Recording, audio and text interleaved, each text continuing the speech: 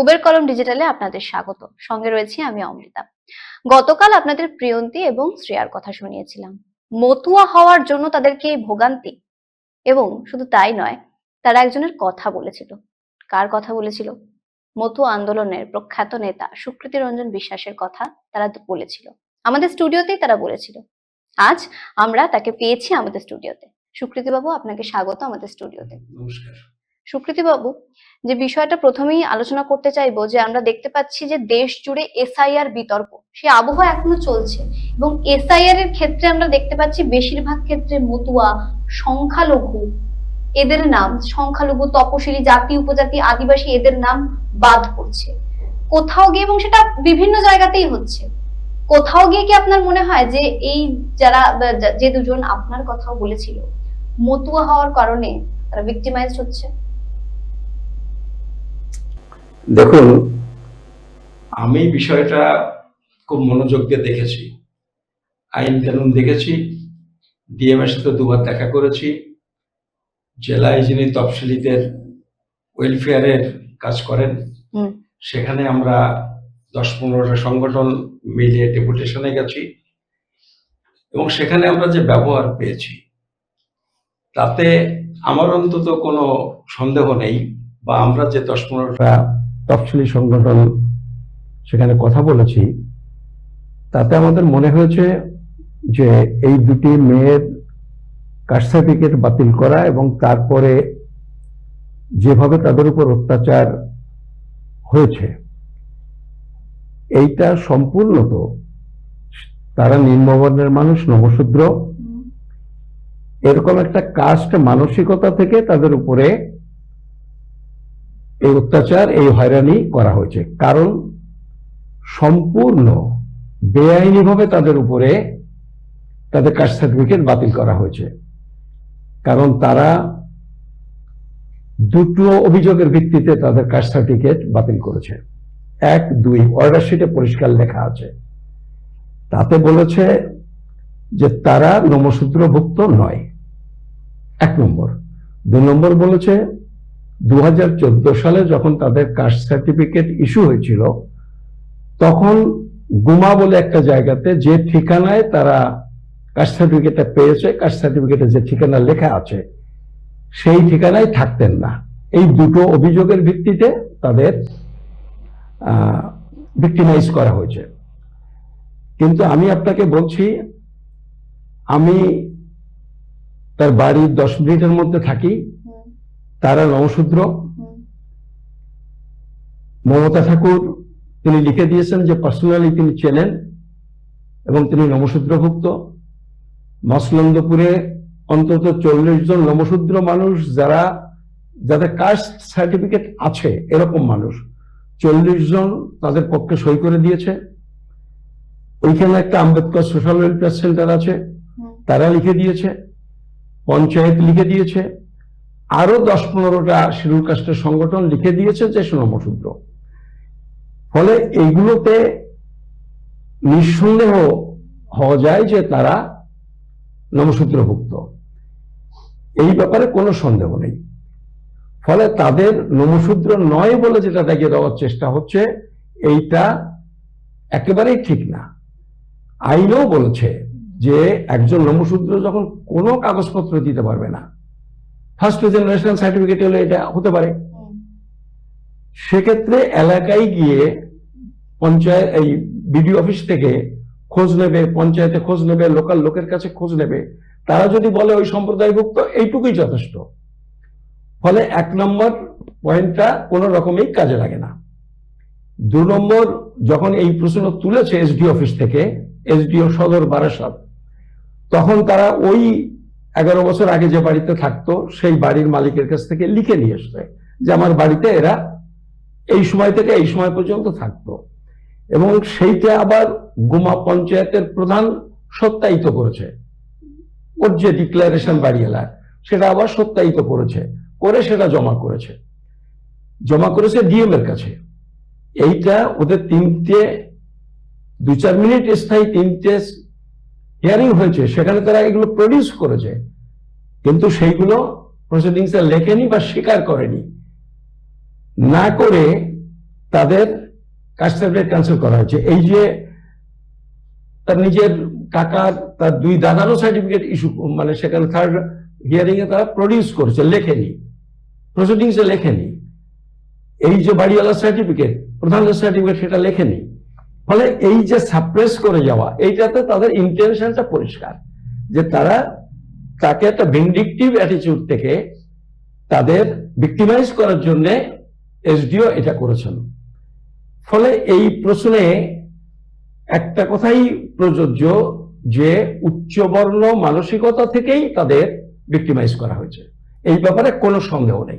গতকাল প্রিয়ন্তী যেটা বলেছিল যে উচ্চ বর্ণের কোনো আধিকারিকই হয়তো এটা করেছে নিম্ন বর্ণ বলে, তার মানে এই বিষয়টাকে আপনিও কি একইভাবে দেখছেন, একই দৃষ্টিভঙ্গি দিয়ে দেখুন, দেখছেন? আমি তো বলছি, আমরা কথা বলতে গেছি, ধরুন আমি প্রথম দিনকার কথা বলি, আমি ডিএম এর সাথে কথা বললাম।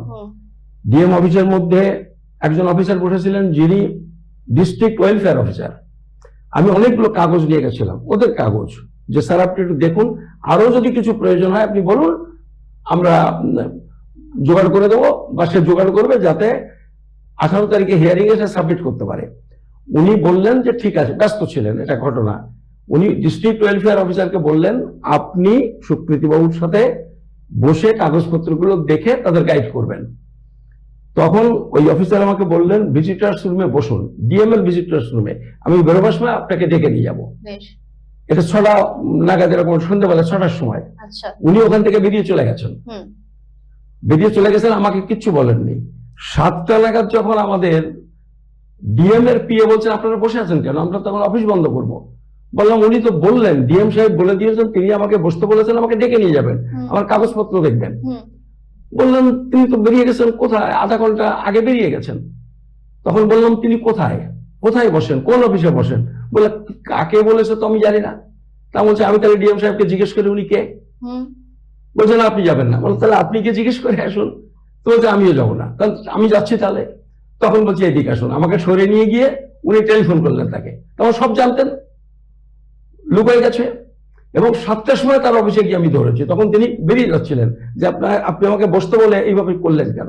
আমি এটা কথাটা বলছি যে তাদের অ্যাটিটিউড, এই অ্যাটিটিউড, এটা আর কি অ্যাটিটিউড। ওখানে এসএসটি ওয়েলফেয়ার ডিপার্টমেন্টের যিনি বসে আছেন, তিনিও কিন্তু একজন চক্রবর্তী। আমি বলছি না ব্রাহ্মণদের মধ্যে ভালো মানুষ নেই, ব্রাহ্মণদের মধ্যে বহু ভালো মানুষ আসছেন, অন্য বর্ণের মধ্যে বহু ভালো মানুষ আছেন, তারা শিডিউল কাস্টের জন্য কাজ করেন। কিন্তু লোকাল অ্যাডমিনিস্ট্রেশন বেছে বেছে কাস্ট বায়াস লোকগুলোকে এইসব দপ্তরের মাথায় বসিয়ে দেন। ফলে এইটাতে আমাদের কোনো সন্দেহ নেই যে এটা একটা কাস্ট বায়াস মানসিকতা থেকে তাদের ভিক্টিমাইজ করা হয়েছে। এই যে এত প্রশাসনিক উচ্চপদস্থ আধিকারিকদের সঙ্গে আপনি কথা বলেছেন, কোন রকম সাহায্য বা সুরাহের আশ্বাস পেয়েছেন? মনে হয়েছে সমাধান হবে? দেখুন, আমি 2 দিন ডিএম এর সঙ্গে কথা বলেছি। আমি যখন কথা বলতে গেছি আমার সঙ্গে তো খুব মিষ্টি মিষ্টি কথা বলেছেন। কিন্তু আমি আপনাকে একটা কথা বলি, কালকে আমি একটা সার্টিফিকেট লিখে দিয়েছিলেন মমতা ঠাকুর। মমতা ঠাকুর সার্টিফিকেট লিখে দিয়েছেন যে আমি একে ব্যক্তিগতভাবে চিনি, সে নমশূদ্র সম্প্রদায়। এখন একজন এমপি চিঠি লিখে দিয়েছেন, এইটা একটা ডিএম সাহেব টাইপের কাছে একটা বড় বিষয়, একটা চাপ। ডিএম, যেটা আমাকে মমতা ঠাকুর বলেছেন, কালকে আমি দেখা করেছি, বলেছেন যে ডিএম এখন বলছেন যে ম্যাডাম ওইটা তো ওই কাস্ট সার্টিফিকেটের ব্যাপার না, ও বাংলাদেশি বলে ওর বিরুদ্ধে অভিযোগ হয়েছে। তাহলে অভিযোগটা ছিল কি আর অভিযোগটা হলো কি? আমি এটাই আপনাকে বলছি যে এইটা ডিএমও বলেছেন, এবং অ্যাকর্ডিং টু মমতা ঠাকুর, যে বনশাল, সঞ্জয় বনশাল, যিনি এই ব্যাকওয়ার্ড ক্লাস এই যে কমিশন বা এই যে ডিপার্টমেন্টের প্রিন্সিপাল সেক্রেটারি, তিনিও নাকি টেলিফোন করে বলেছেন, মানে তাকে নিশ্চয়ই ডিএম বলেছেন। তাহলে দেখুন, অভিযোগ দুটো, মানে কাস্ট সার্টিফিকেটের অভিযোগ এবং তার দুটো চার্জ, সে দুটো আমি আগে বলেছি। এর মধ্যে নাগরিকত্বের প্রশ্ন আসছে কোত্থেকে? ফলে এখন এই মমতা ঠাকুরকে ডাইভার্ট করার জন্য, তিনি যাতে পাশে না দাঁড়ান, তাকে মিথ্যে কথা বলে ডিএম এবং সঞ্জয় বনশাল তাকে ডাইভার্ট করার চেষ্টা করছেন। আসলে এইটা একটা বড় চক্রান্ত ডিএম, মানে এসডিও সাহেব করে ফেলেছেন। গোটা অ্যাডমিনিস্ট্রেশন, আমাদের মনে হচ্ছে, আমাদের ফিলিংস, যে তাকে ডিফেন্ড করার জন্য চেষ্টা করছেন, এইটা আমাদের মনে হয়েছে। না হলে এইটা তো এরকম টেলিফোন তো যাবে না, যেটা আমাকে নিজে বলেছেন। এবং মমতা ঠাকুর অনেকটা বিভ্রান্ত যে ঘটনাটা কি হলো। আর আমি আপনাকে বলছি, এই যে সমস্ত বিষয়টা, কাস্ট সার্টিফিকেটের বিষয়টা একটা আইন দ্বারা প্রচালিত হয়।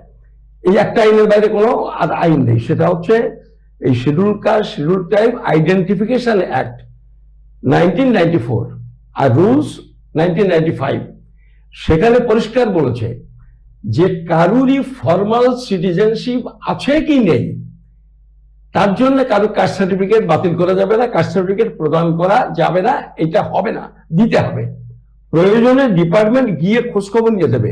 আর এই মেয়ে দুটোর বার্থ সার্টিফিকেট আছে, ভোটার কার্ড আছে, আধার কার্ড আছে, তারপরে তাদের রেশন কার্ড আছে, তার মা বাবারও ভোটার কার্ড রেশন কার্ড রয়েছে, তাদের বিরুদ্ধে এই অভিযোগ ওঠে কি করে, এবং সেগুলো সব জমা দেওয়া হয়েছে, তারপরেও এইগুলো তারা করছেন। ফলে এটা একটা ভিক্টিমাইজেশন কেস, এবং সেটা তফসিলি বলেই এই ভিক্টিমাইজেশন তারা করেছে। সামনে ভোট, বিহারে আসন্ন ভোট, এবং সেই জায়গা থেকে আমরা দেখতে পাচ্ছি বিহারেও যদি আমরা দেখি 65 লক্ষ ভোটার এসআইআর এই বিতর্কে নাম বাদ গেছে, তাদের মধ্যে সংখ্যালঘু রয়েছে। কোথাও গিয়ে আপনার মনে হয় যে মতুয়া আলাদা একটা ধর্ম, তো হিন্দু ধর্মের মধ্যে তো পড়ছে না, মতুয়া ধর্ম হওয়ার জন্য, এবং আপনি যেহেতু নমশূদ্র কথাটা বললেন, আমি সেই কনটেক্সটেই যদি প্রশ্নটা করি, সেই জন্যই কি তাদেরকে এইরকম হেনস্থার মুখে পড়তে হচ্ছে? দেখুন, এই যে নাগরিকত্বের আন্দোলন, এটা 2003 সাল থেকে শুরু করেছিলাম, আমরা অনেকে ছিলাম, কিন্তু এইটা হচ্ছে ঘটনা, আমি এটা তৈরি করেছিলাম, আমি শুরু করেছিলাম, এখনো পর্যন্ত আমি এটাকে টেনে নিয়ে যাচ্ছি। তাদের মতুয়া বাড়ির বড় মার কনসেন্ট ছিল, হ্যাঁ, কিন্তু আন্দোলনটা আমরা অনেকে মিলে করেছি, তার মধ্যে মূল আমাকে সামনে রেখেই সব আন্দোলনটা হয়েছে, আমি এই বিষয়গুলো জানি। আজকে যে এই যে এসআইআর, আমি পশ্চিমবঙ্গের কথা বলছি, এই পশ্চিমবঙ্গে এসআইআর এইটা বিজেপির আসলে বিহারটা টার্গেট নয়, আমার ধারণা টার্গেট হচ্ছে পশ্চিমবঙ্গ, পশ্চিমবঙ্গ, আসাম, ত্রিপুরা, এই তিনটে রাজ্যেই মূল টার্গেট তাদের। কারণ তারা দেখছেন ওই যে জনবিন্যাস মিশন করছে, জনবিন্যাসের ভারসাম্য পাল্টে যাচ্ছে, কিন্তু আমরা তো বর্ডার এলাকায় বাস করি, বর্ডার এলাকায় জনবিন্যাসের একটা পরিবর্তন হয়েছে। এটা 2009 সালে বুদ্ধদেব ভট্টাচার্যও বলেছিলেন, আপনাদের হয়তো মনে নেই, অনেকেই মনে করলে মনে করতে পারবেন, দুটো কথা বলেছিলেন, এবং এই দুটো বামফ্রন্টের পতনের দুটো বড় কারণ হয়েছিল। একটা বলেছিলেন জনবিন্যাসের ভারসাম্য পাল্টে যাচ্ছে ওপার থেকে লোক আসার জন্য, তিনি কিন্তু মুসলিম বলেননি, তিনি কিন্তু রিফিউজিদের কথা বলেছিলেন। আর বলেছিলেন এই এলাকা দিয়ে সব ব্যাঙের ছাতার মতো মাদ্রাসা গজিয়ে উঠেছে, সেইটা হচ্ছে সন্ত্রাসবাদের আতুর ঘর। এই দুটো ইস্যু কিন্তু খুব বামফ্রন্টের বিরুদ্ধে গেছিল। আর আজকে যেটা হচ্ছে, আজকে জনবিন্যাস, ওখান থেকে লোক এসছে যারা তারা হিন্দু, ওই যে বলছে জমি হাতিয়ে নিচ্ছে, ওখানকার হিন্দুরা এসে উদ্বাস্তুরাই জমি জমা কিনে নিয়েছে, এর মধ্যে কোনো ভুল নেই, কিন্তু হিন্দুরা, এটা মুসলমান নয়। কোন মুসলমান, মানে আমি বলছি একটা আপনি ব্যতিক্রম দেখাবেন, এইটা তো আলোচনার বিষয়বস্তু হয় না।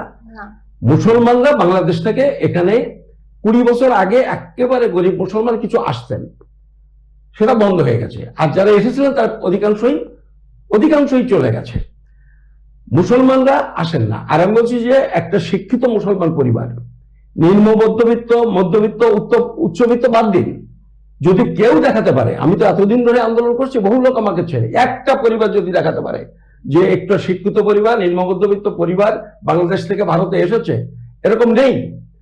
আর রোহিঙ্গার কথা যে বলছে, যারা বিজেপি বলছে, আসলে এটা একটা সাম্প্রদায়িক পোলারাইজেশনের জন্যই বলছে। ধরুন বিহারের কথা যদি আপনি বলেন, বিহারে তারা বলেছে 65 লক্ষ নাম বাদ গেছে, বিহারে 65 লক্ষ লোকের নাম বাদ গেছে, তার মধ্যে নেপালি কয়জন, রোহিঙ্গা কয়জন, বাংলাদেশি কয়জন? আপনারা আগে তো বাইফার্কেট করতে চাইছিল না, আলাদা আলাদা করে দেখাতে চাইনি, সুপ্রিম কোর্টের চাপে সেটা দেখিয়েছে। এবং সেই জায়গাতে আমি আপনাকে বলছি, সেই রিপোর্টে দেখা যাচ্ছে একজন বাংলাদেশি খুঁজে পাইনি, মানে আমি সিঙ্গেল বলছি, একজন রোহিঙ্গা খুঁজে পাইনি, একজন নেপালি খুঁজে পাইনি, একজন তার মানে বিদেশি খুঁজে পাইনি এই 65,000-এর মধ্যে। এইটা যদি সুপ্রিম কোর্টে কেস হয়ে যদি এইভাবে আলাদা আলাদা না করে দিত, তাহলে কিন্তু বিজেপি বলতো 65,000-ই হচ্ছে রোহিঙ্গা, 65 লক্ষই রোহিঙ্গা বলতো, বলে তারা এই পোলারাইজেশনের চেষ্টা করতো। সেটা সেখানে আসলে বাস্তব নয়। আসলে এই জায়গাতে এই যে এসআইআর এ ভোটার তালিকা থেকে নাম কাটা, এর মূল টার্গেট হচ্ছে মতুয়া এবং নবশূদ্র, অন্যান্য কিছু নিম্নবর্ণীয় মানুষ যারা দেরিতে এসেছেন।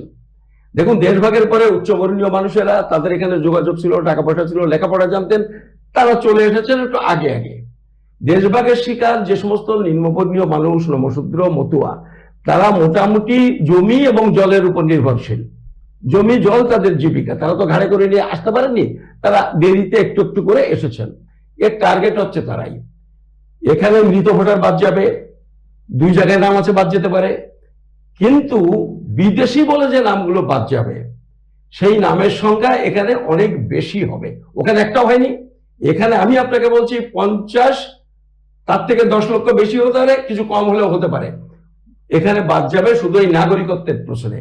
ফলে এই যে কথা আপনি বলছেন মতুয়াদের টার্গেট করা হচ্ছে কিনা, এটা বিজেপি একেবারেই মতুয়াদের টার্গেট করেছে। শুধু এখন নয়, 2003 সালে অটল বিহারী বাজপেয়ীর সময় যখন ওই অনুপ্রবেশকারী বলে আইন করেছিল, বলেছিল ইলিগাল যারা এসেছে তারাই অনুপ্রবেশকারী, মানে কাদের বলেছিল? মূলত হিন্দুরাই এসেছে। তারা প্রচার করেছে তাদের আরএসএস, যে হিন্দুরা শরণার্থী, মুসলমানরা অনুপ্রবেশকারী। আসলে তো তা নয়, সেটা তো মিথ্যে। এবং সেটা যে মিথ্যে সেটা K-19 বলেছে, হিন্দুদের ছাড় দিয়েছে। সেটা 2(1)B একটা ছোট্ট অ্যামেন্ডমেন্ট করেছে। ফলে এর টার্গেট মতুয়া এবং নিম্নবর্ণ মানুষেরা, এবং এটা বিজেপি তাদের টার্গেট করেছে বেনাগরিক করবার জন্য। এই যাত্রায় করবে, ভোটার তালিকা থেকে নাম বাদ দেবে, এরপরে এনআরসি এনে সবাইকে বেনাগরিক করবে, করে তাতে তাড়িয়ে দেবে না। কারণ বাংলাদেশে কোথায় যাবে? এবং এই পরিকল্পনা 98 সাল থেকে শুরু করেছে। সেই সময় আলবানি বলেছিলেন লাল কার্ড এবং সবুজ কার্ড দেবে। লাল কার্ড এক ধরনের ওয়ার্ক পারমিট, সেইটা কিন্তু আজকে এসে তারা K-19 এবং তারপরে আরেকটা 2024 পর্যন্ত ছাড় দিয়ে যেটা করেছে। আসলে এখানে থাকবা, কাজ করবা, মোটে মজুরি কাজ করবা, তাড়িয়ে দেব না, এইটা তারা আজকে একটা আইনি রূপ দিয়েছে, সে 98 সালের প্ল্যান যেটা। ফলে এর টার্গেট নিশ্চিত ভাবেই হচ্ছে মতুয়ারা, এবং এটা বিজেপি তাদেরই টার্গেট করেছে। আমি আজকে একটুখানি সুযোগ পেয়েছি, আমি সমস্ত মতুয়া এবং সমস্ত উদ্বাস্তু মানুষকে বলছি, বিজেপি কিন্তু টার্গেট আপনাদের করেছে এবং আপনাদের একবারে সর্বশান্ত করে ছাড়বে। ফলে বহু মানুষ আপনারা বিজেপিকে সমর্থন করতেন, এখন অনেকে দোদুল্যমান হয়ে গেছেন। এখনো আপনাদের নিশ্চিত করে সিদ্ধান্ত নিতে হবে যে বিজেপিকে যদি পরাস্ত করতে না পারেন, তাহলে কিন্তু এই বিপদ থেকে বাঁচার কোনো পথ নেই।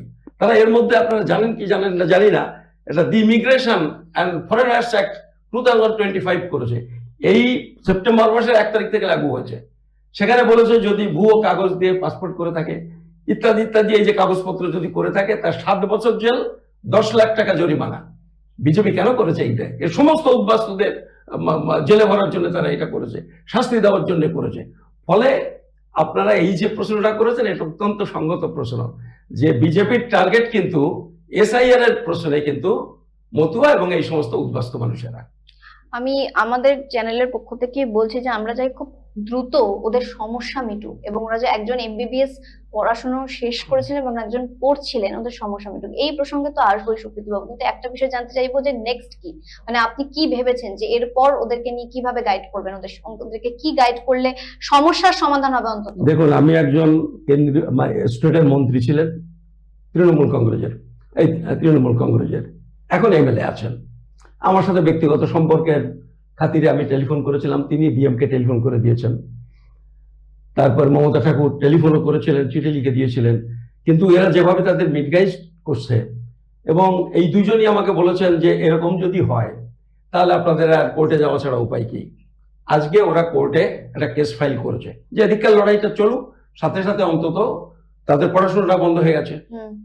এবং আপনারা এই পরিবারটা সম্পর্কে জানি না তাদের কাছে জিজ্ঞেস করেছেন কিনা, আমি ভিডিওটা দেখিনি। এর বাবা শুধু অসুস্থ নন, অথর্ব, একেবারে অথর্ব। ওর মা বাড়িতে একটু সেলাইয়ের কাজ করেন, আর ঠাকুরনগর হাট থেকে ফুল কিনে এনে ওই ফুলের মালা তৈরি করেন। এরা 2 বোন ছেলেবেলা থেকে ওই ফুলের মালাই তৈরি করতো। পাশে একটা জনসেবা প্রাইমারি স্কুল নামটা লিখে রেখেছিল, মাঝে মাঝে যেত আর ওই ফুলের মালাই তৈরি করতো। এইভাবে পড়াশোনা করেছে। ক্লাস 4, 5, 6 যখন গেছে, ওই একসঙ্গে 300-400 টাকা দিয়ে ভর্তি হতে হবে, এইটাই করতে পারেনি।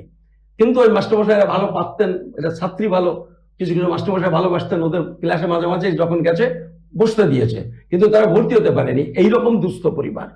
সেখান থেকে উঠে এসে একটু বড় হওয়ার পরে তারপরে টিউশনি করে করে এই পর্যন্ত গেছে।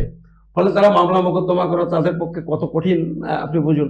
তবুও ওই যে এমএলএ কথা বললাম, আগে মন্ত্রী ছিলেন, তাকে আমি টেলিফোন করলে তিনি কিন্তু বলেছেন আমি উকিলও দেখে দেবো, টাকাও আমি দিয়ে দেবো, এই কথাটা কিন্তু তারা বলেছেন।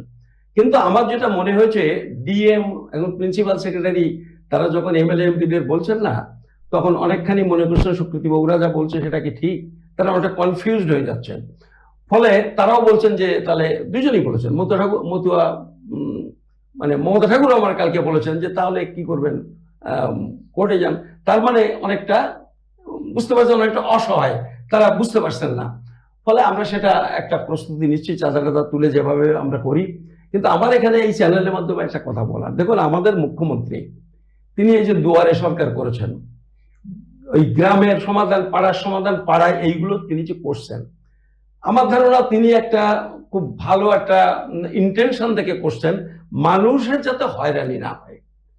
কিন্তু কোনো কোনো জায়গাতে মানে কিছু অ্যাডমিনিস্ট্রেশন, তারই অ্যাডমিনিস্ট্রেশন এইগুলো করছেন, এবং আমরা গ্রিভেন্সেল এটা চিফ মিনিস্টারকেও জমা দিয়েছি। ফলে এইটা তার গোচরে একটু আনা দরকার। আমি আপনাদের সেই জন্য বলছি যে উনি এত চেষ্টা করছেন মানুষের যাতে হয়রানি না হয়, কিন্তু কোনো কোনো আমলারা কিন্তু এই সমস্যাটা করছেন। ফলে তার এটা দেখা উচিত। আমি আপনাদের চ্যানেলের মাধ্যমে আমি চিফ মিনিস্টারের কাছেও আমি এই অনুরোধটা করছি যে এই মেয়ে দুটো একটা জেনুইন নবসূত্র, এইরকম কষ্ট করে যারা মানুষ হচ্ছে, তারা ভাবছিলেন যে 2 মাস স্টাইপেন্ড পেয়েছেন, তাদের মা বাবা ভাবছিলেন যে এইবারে বোধহয় আমরা একটু স্বাচ্ছন্দ্যের মুখ দেখবো, সেই সময় তাদের এইভাবে করে দিয়েছে। এখন তারা একেবারে অথই জলে পড়ে গেছে। মানে এখন ওর বাবা কি হবে জানি না, এটা শেষ পর্যন্ত এই ধাক্কা সামলে উঠতে পারবেন কিনা তারও কোনো ঠিক নেই। ফলে এইটা আমরা চাইবো একটু মুখ্যমন্ত্রী বিষয়টা পার্সোনালি একটু দেখে, আমরা বলছি সুবিচার হোক, আমরা কোনো ফেভার চাইছি না, আমরা কোনো ফেভার চাইছি না, বা ওই মেয়ে দুটো কোনো ফেভার চাইছে না। তারা বলছে তারা যদি নবশূদ্র হয় তাহলে তাদের যেন এই সুবিচারটা করা হয়, এবং তাদের এই মানে বার্থ সার্টিফিকেট থেকে শুরু করে সব কাগজপত্র আছে। এই যে ডিএম বলার চেষ্টা করছে বাংলাদেশি, এই সমস্ত সম্পূর্ণ মিথ্যা কথা, সম্পূর্ণ ভুয়ো কথা।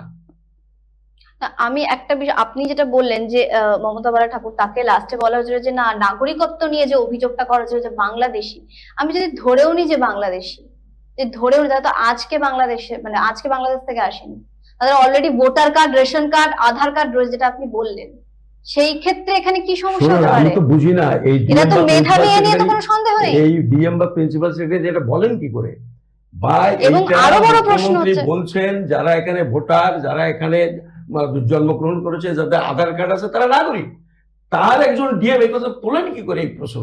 মানে আমি বলছি মুখ্যমন্ত্রীকে যে আপনি একটু দেখুন এটা, যে তারা এই জিনিসগুলোই করছে, সব থাকা সত্ত্বেও তারা করছেন। আর একটা ব্যাপার হচ্ছে, আমরা আইনগত কথা বলি, একটা অভিযোগের ভিত্তিতে তার কাস্ট সার্টিফিকেট বাতিল হয়েছে, আপিলের ক্ষেত্রেও তার নতুন অভিযোগ তার বিরুদ্ধে আনা যায়। এক্স্যাক্টলি, এই অভিযোগ কি করে বদলাতে পারে, এটা নিয়ে আপনার নতুন অভিযোগ আনা যায় না আইনসঙ্গত ভাবে, তারা তাই করছেন, মানে গাজুয়ারি করছেন। ফলে আমরা আপনাদের চ্যানেলে আজকে সুযোগ পেয়েছি, এর মাধ্যমে আমরা এখানকার অভিষেক বন্দ্যোপাধ্যায় এই ব্যাপারটা দেখেন বলে শুনেছি, আমরা মুখ্যমন্ত্রীকেও বলছি যে অন্তত এইভাবে মানুষকে যদি হ্যারাসমেন্ট করে তাহলে তো পার্টির পরে সরকারের উপরে মানুষের আস্থা তো থাকবে না। ফলে এটা তাদের দেখা উচিত যে যাতে এইভাবে একটা জেনুইন শিডিউল কাস্ট তাদের এইভাবে ভিক্টিমাইজ না হতে হয়। এই দুটি মেয়ে তারা লড়াই করছেন, এই লড়াইতে আপনি পাশে আছেন বলে তারা জানিয়েছিল। কোথাও এই যে তারা, আমাদের প্রিয়ন্তী এবং শ্রেয়া দুজনেই বলেছে, কোথাও এই উচ্চপদস্থ সরকারি আধিকারিকদের কাছ থেকে কথাবার্তায় স্বচ্ছতা ছিল না। সত্যি মানে আপনি যদি একটু বিষয়টা ব্যাখ্যা করেন। দেখুন, এইটা আমি লড়াই করছি শুধু তা না, মতুয়া মহাসংঘ আমাদের এই নিম্নবর্ণ মানুষের মধ্যে সব থেকে বড় সংগঠন, তার জেনারেল সেক্রেটারিও কিন্তু চিঠি লিখেছেন ডিএমকে। 10টা মানে উত্তর 24 পরগনা জেলা, দক্ষিণ 24 পরগনার কিছু অংশ, 10টা সব থেকে প্রমিনেন্ট সোশ্যাল অর্গানাইজেশন যারা শিডিউল কাস্ট, শিডিউল ট্রাইব, তারা সব লিখেছেন। ফলে এইটার সাথে গোটা সমাজ আজকে জড়িয়ে গেছে, এবং এরা যদি জাস্টিস না পায় গোটা সমাজ কিন্তু বিক্ষুব্ধ হয়ে যাবে। আর এই আধিকারিকরা যেটা করছেন তাদের তো এই মানুষের কাছে জবাবদিহির কোনো প্রশ্ন নেই। ফলে তারা যেটা করছেন, তারা কেন করছেন আমি জানি না, হয়তো তার অ্যাডমিনিস্ট্রেশন বা তার অধস্তন একজন এটা করে ফেলেছেন বলে তার পাশে তারা হেঁটে দাঁড়াচ্ছেন। ফলে এইটা আমি বলছি যে অন্তত একটা ডেমোক্রেটিক গভর্নমেন্টের উচিত এই এরকম একটা জায়গাতে এই মেয়ে দুটোর যাতে সুরাহা পায়, সুবিচার পায়, তার জন্য কিছু করা। আমরা সেই জন্য আপনাদের চ্যানেলের মাধ্যমে শুধু মুখ্যমন্ত্রী বা অন্যান্য যারা পদাধিকারী তাদের নয়, সমস্ত মানুষের কাছে বলছি যে আপনারা প্রত্যেকে এই ব্যাপারটা নিয়ে সোচ্চার হন। নানান রকমের কথা বলার চেষ্টা হচ্ছে, কিন্তু এটা একেবারেই ঠিক না। আপনি কি দেখেছিলেন আপনার থেকে বা ওদের থেকে কিচ্ছু জানতে চাওয়া হয়েছিল, নাকি একতরফা আমি ভাবে কোনো আমি কিছু চাপিয়ে আপনাকে দেওয়া বলছি, হয়েছিল? আমি গোটা প্রসিডিংসটা পড়েছি। হুম, এখানকার যে আইন আছে, আমি যে আইনের কথা বললাম, এই আইন এবং রুলসে বলেছে কারোর বিরুদ্ধে একটা ইমেলের মাধ্যমে একটা অভিযোগ হয়েছে, হুম, এরকম একটা উড়ো অভিযোগ হলে তার আগে একটা প্রাইমা ফেসি একটা ইনকোয়ারি করতে হবে, হুম, এটা আইনে বলে দিয়েছে।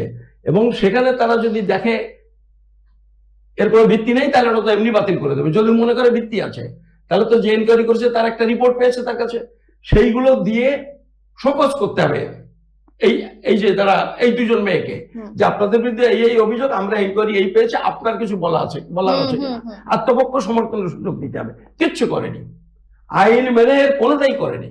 এবং অন্তত ইন্টারেস্টিং, মেয়ে দুটি যা বললেন, এটা তো ডিএম এর বলা উচিত ছিল এসডিও কে, আপনি এই প্রসিডিং এইভাবে ফলো করেননি কেন, আইনের প্রভিশন গুলো তারা করেননি। মানে ডিএম তার দায়িত্ব পালন করেন, তিনি তো জজ, ওই জায়গাতে তিনি জজ সাহেব, হুম। ওরা একটা পক্ষ এরা একটা পক্ষ। কিন্তু আসলে মেয়ে দুটো আমাকে বলছিল যে মনে হচ্ছিল যেন পক্ষ দুটো, তারা হ্যাঁ, একটা পক্ষ আর আমাদের আমরা সঙ্গেও দুজন তারা একটা এটা পক্ষ। বলেছে, তারা আর share ওরা করেছে। একটা চিঠি লিখেছিল যে তাদের অন্তত যাতে এইরকম ব্যাপারটা না হয়, কারণ আগে কাগজপত্র জমা দিয়েছে লেখেনি, ব্লাড রিলেশন কাকা জ্যাঠা গুলো দিয়েছে, ভাইয়ের গুলো দিয়েছে লেখেনি, যার জন্য মনে করেছে একজন রিপ্রেজেন্টেটিভ থাকুক। কিন্তু আমি যতদূর জানি ন্যাশনাল জাস্টিসের ক্ষেত্রে তারা যদি কোনো একজন ডিফেন্ডার চান যাতে তারা বিশ্বাস করেন, তারা রাখতে পারেন। তারা লিখিত চিঠিও লিখেছে, আমিও রিকোয়েস্ট করেছি, কিন্তু আমাদের কাউকে তিনি অ্যালাউ করেননি। আমি একটা পরিসংখ্যান আপনার কাছে তুলে ধরবো, আপনি নিশ্চয়ই জেনে থাকবেন যে অসমে যে 19 লক্ষ এনআরসির ক্ষেত্রে 19 লক্ষ নাম বাদ গেছিল, 15 লাখে কিন্তু হিন্দু, বাকি 4 লাখ মুসলিম। এখানে মতো আমি আবারও বলবো না, হিন্দু ধর্ম নয়, অন্য একটা ধর্ম, সংখ্যালঘু তারা, আপনি যেটা বলছেন নমসূত্র। ওপর মহলের কথা, যে কথাটা রয়েছে, মানে যে কথাটা যে প্রিয়ঙ্কি এবং শ্রেয়া তাদের মুখ থেকেও আমি শুনতে পেলাম, যে নির্দেশের যখন তারা জিজ্ঞেস করছে যে কেন কি, হয়তো নির্দেশ রয়েছে উপর থেকে বলা হয়েছে, এই বিষয়টাকে আপনি কিভাবে দেখছেন? দেখুন, এই যে কারণ তারা ভুক্তভোগী, তারাই বলছে বিজেপি হিন্দু হিন্দু বলছে, আপনি যে পরিসংখ্যান বললেন তাতে স্পষ্ট 19 লাখের মধ্যে অধিকাংশটাই হচ্ছে হিন্দু। ফলে তারা যে হিন্দুদের পক্ষে নয় এটা বোঝা যাচ্ছে। তারপরে দেখুন ওরা বলছে K-19 সবাই নাগরিক হয়ে যাবে। হিমন্ত বিশ্ব শর্মা নিজে বিবৃতি দিয়ে বলছেন 3 জন মাত্র নাগরিকত্ব পেয়েছেন হ্যাঁ, আসামে। হ্যাঁ, হ্যাঁ। পশ্চিমবঙ্গে বিজেপি লোক ক্যাম্প করছে, করে করে আমাদের কাছে যা হিসেব আছে 12 থেকে 13 জন এই পর্যন্ত নাগরিকত্ব পেয়েছেন। আবেদন করাচ্ছেন ফলস কাগজপত্র দিয়ে, ওই কজন বিজেপির এমএলএ তারা এই সমস্ত করাচ্ছে, ভিডিও করে বলছে যে জেরক্স করে মানে ভুয়ো কাগজপত্র জমা দাও, আমরা তো আছি। মানে এই সমস্ত জিনিস বিজেপি সম্পর্কে বেশি কথা আমার কাছে মানে মনে হয় না বলা ভালো। মানে তারা যা করছে এইটা মানে সভ্য সমাজে জনপ্রতিনিধি তারা বিশেষ বিশেষ জায়গাতে, দায়িত্বপূর্ণ জায়গাতে তারা যে কথা বলছেন, একেবারে রাইট ফ্রম প্রাইম মিনিস্টার, স্বরাষ্ট্রমন্ত্রী দুবার ঠাকুরনগর গেছে, প্রাইম মিনিস্টার একবার গেছেন, বলেছেন আমি নাগরিকত্ব দেব। 11 বছর আগে কাছারি ময়দান থেকে শুরু করেছিলেন, বারাসাত কাছারি ময়দান থেকে আমি মতুয়াদের নাগরিকত্ব দেব। আজ পর্যন্ত তা তো যাওয়ার সময় হয়ে গেছে, 75 বছর পূর্ণ হয়ে গেছে। যদি ওইটা লাগাতো তাহলে তো যেতে হতো। এখনই একটা শরিক দল উল্টে গেলেই তো গভর্নমেন্ট উল্টে যাবে, কিছুই হয়নি। ফলে এরা এই সমস্ত ভাওতা দিয়েই এবং এর মধ্যে দিয়ে শুধু কেবল হিন্দু মুসলিম করেই চলছে। দেখুন এত বড় দেশ, নানা ধর্ম বর্ণ ভাষার মানুষ, নানান কন্ট্রাডিকশন, গভর্নমেন্টের কাজ হচ্ছে সেগুলোকে ক্রমেই কমানো, যাতে সবাই শান্তিতে বসবাস। এরা এটাকে বাইরে তোলার জন্য নানান পদক্ষেপ নিচ্ছে।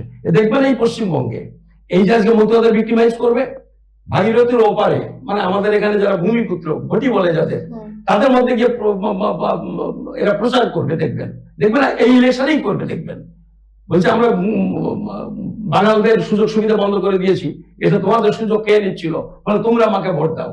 এই বাঙাল ঘটি কন্ট্রাডিকশনটাকে দেখবেন এরা কাজে লাগাবে, ফলে এইটা করে যাচ্ছে। ফলে আমি ম্যাডাম এই বিজেপি সম্পর্কে কিছু বললে আমার জবাব দেওয়ার আসলে প্রবৃত্তি হয় না।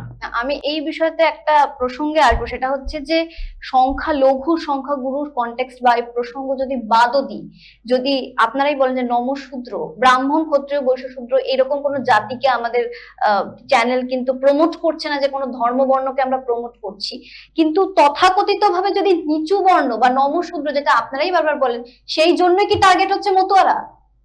দেখেন, একটা ব্যাপার তো, কারণ যদি সংখ্যালঘু শব্দটা বলি তাহলে তো সংখ্যালঘুর মধ্যে আরো অনেকেই শুধু পড়ছে। পশ্চিমবঙ্গে নয়, আজকে মমতা বন্দ্যোপাধ্যায় আছেন সেটাও নয়, এর আগে বামফ্রন্ট ছিল, তার আগে কংগ্রেস ছিল, বা সারা ভারতে কাস্ট প্রশ্নে যে নিম্নবর্ণীয় মানুষেরা নির্যাতিত হন, হ্যাঁ, আমি এক্স্যাক্টলি নিম্নবর্ণীয় উচ্চবর্ণীয় কথাটা ব্যবহার এইটা যে করতে হন, চাইছি। এটা তো নতুন কিছু না।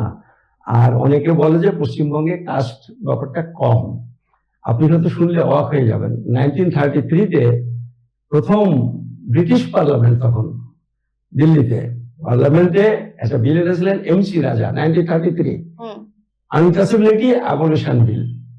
তার বিরুদ্ধে সব থেকে বেশি আপত্তি হয়েছিল বাংলা থেকে। ফলে এই জায়গাতে উচ্চবর্ণীয় মানুষের মধ্যে এটা এটা এটা কোনো পার্টির প্রশ্ন নয়, এটা হচ্ছে সামাজিক প্রশ্ন। সেখানে এই প্রশ্নটা ভীষণভাবে আছে এখনো, বিশেষ করে অফিস আদালতে।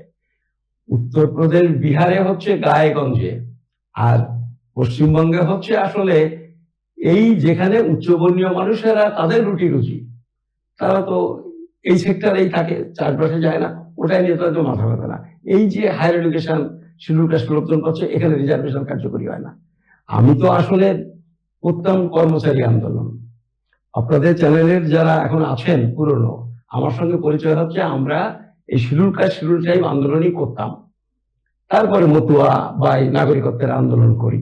তো এগুলো আমরা সেই সময়ে আমরা দেখেছি এবং এখনো সেটা দেখতে পাচ্ছি, মানে যে তার খুব একটা কিছু পরিবর্তন হয়নি। ঘটনা না ঘটলে তার রেজাল্ট বা ফল বলা সম্ভব নয়, এটা সবাই আশা করি আমার সাথে সহমত পোষণ করবে। ওই ওদের সাথে যেটা হয়েছে, আপনার কি মনে হয় এটা সংখ্যালঘু বলে হয়েছে না মতুয়া বলে হয়েছে? না, এটা উচ্চবর্ণ নিম্নবর্ণের প্রশ্ন। মতুয়া, নমশূদ্র, এরা যেহেতু শিডিউল কাস্ট, নবশূদ্র বলে হয়েছে। নমশূদ্র বলেই হয়েছে, এটা আচ্ছা, নমশূদ্র বলেই হয়েছে।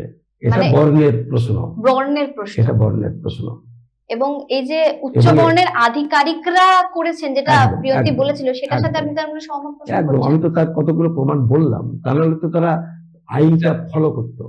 আইন বহির্ভূত ভাবে এইভাবে যখন করেছে, এর তো আর অন্য কোনো ব্যাখ্যা নেই, একমাত্র এই বর্ণ মানসিকতা ছাড়া এর আর কোনো ব্যাখ্যা নেই।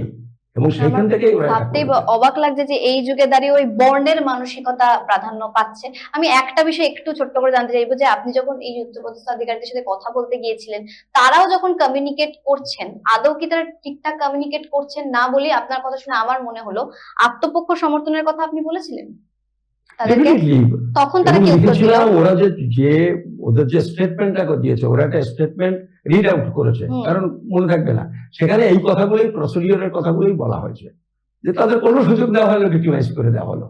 এটা কি করে হলো? হ্যাঁ, কারণ তাদের তো পানিশমেন্ট দেওয়া হয়ে গেছে। পানিশমেন্ট দেওয়া যায় তার কথা না শুনে? তো এটা হচ্ছে, এটা করেছে না, এটা আর কি এর ব্যাখ্যা হতে পারে? এর ব্যাখ্যা ওইটাও হতে পারে একমাত্র ভিন্ডিকটিভ অ্যাটিটিউড এবং কাস্ট বায়াসনেস। সুকৃতি বাবু এবং কুবের কলম ডিজিটাল এটাই চায় যে প্রিয়ন্তী এবং শ্রেয়ার সাথে যেটা হয়েছে সেটা যেন আর কারোর সাথেই না হয়, এবং দ্রুত, অতি দ্রুত যেন ওরা বিচার পায়, কারণ অবিচারের শিকার এরা দুজন। আমি আবারও বলবো, মেধা নিয়ে তো কোনো সন্দেহ নেই, কাস্ট, বর্ণ, এই সবকিছুর ঊর্ধ্বে গিয়েও যেন এই ভিডিওটা যাদের কাছে পৌঁছেছে এবং যারা সাহায্য করতে পারবেন, সে তারা যেন সাহায্য করেন।